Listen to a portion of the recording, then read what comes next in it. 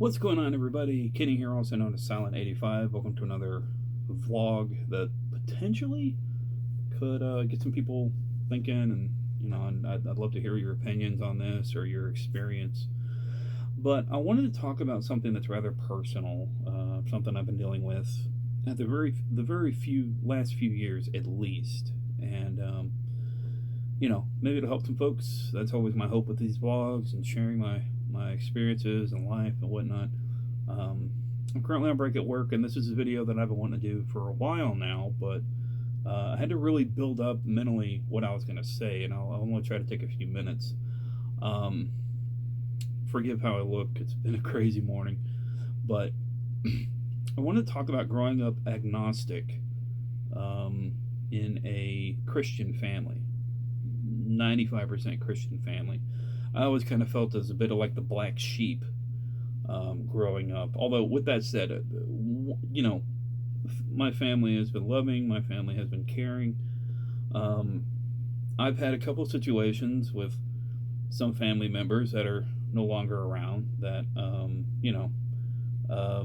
they didn't exactly see why I was agnostic when I was brought up the way I was. And, um, the only thing I used to tell them is that I question, I think, I mean, and I don't mean that in a negative way.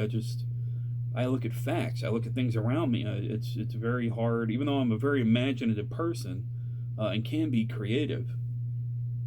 The way of thinking that I should worship a deity to become one with that deity, to give my whole life and my whole being and put all my hopes on a deity that's not standing before me physically, um, never made sense to me. I mean, to me, it equivocated to, loving comic books the way I do. All of this was coming based on a book, based on ancient teachings, which I get, because obviously older society, our ancestors, before the Enlightenment period, really they they had to explain the world somehow, and a lot of cultures personified it with hundreds of gods or one god and all this and that. So, it's crazy to think that. Um, I guess it was crazy to them that how they didn't, I don't think, entirely understand where I was coming from. Now, thankfully, my parents did. They didn't really come at me hardcore about who I was supposed to be. Thankfully, they were very welcoming with my logic, with my the way I did things, and they were very proud of me. In fact, my father, at one point before his death, even told me, he said, be careful with people's faith, because for some people it's all they have and they need it. It gives them strength, it gives them hope, and I wholeheartedly agree. But for me, being an agnostic, and if you don't understand agnosticism, it's basically saying that you really can't prove there is a God, but you really can't prove there isn't a God. And I think for me, a lot of people, when you grow up in a faith-based family, people find hope, and like my father said, strength and hope in their faith. And so to them, there is a God. It's within them. Obviously, teachings teach that he is in all of us. He's without all of us. He's in the rocks and the trees, everything, which is fine. But I think down in its core, a person's faith is what gives them hope, solace, and strength, and that's totally fine. But for me, I don't personify my confidence and my faith in myself and my faith in humanity as a big guy up in the sky. I find it within myself. I find it within me. I am in control of my life. I make my decisions. And unfortunately, for some religions and some teachings, that's counterintuitive to what they want you to believe. And unfortunately, that's seen as evil by their definition. It's evil to have critical thinking. And I've noticed in my upbringing, in my experience, I've seen certain churches that teach this mentality.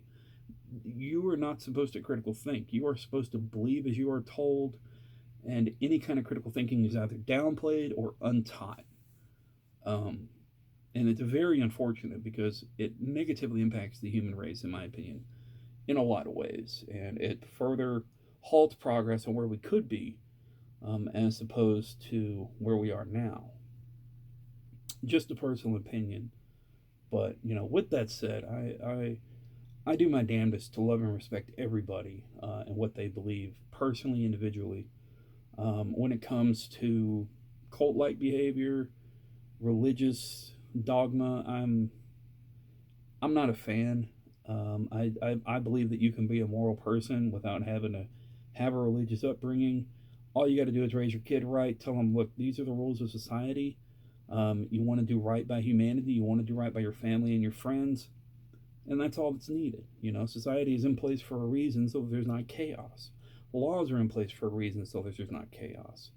Laws in society protects us as long as they're decent laws and they're not overreaching um, in certain regards. And there's nobody trying to hold power over you, and you're allowed to be an independent individual.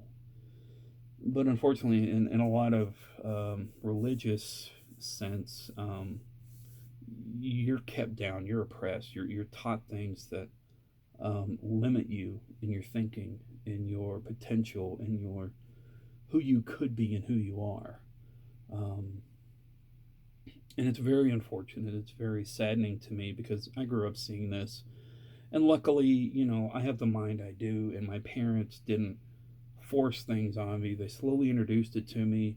At one point in my childhood, I faced a very dark moment because of a family member who I usually never speak of, to be honest. But um, in some ways, I'm kind of thankful for that because it did further verify that that's not who I am. I was forced into a role for a long time because I was afraid, but it's not who I am at my core up here and in here. Um, and I'm coming to understand myself a lot better over recent years. Thankfully, because if I would have gone a lifetime of not knowing who I am and just practicing what I deep down don't believe, I would have been lying to myself. I would have been living a false reality, and I would have never been truly happy.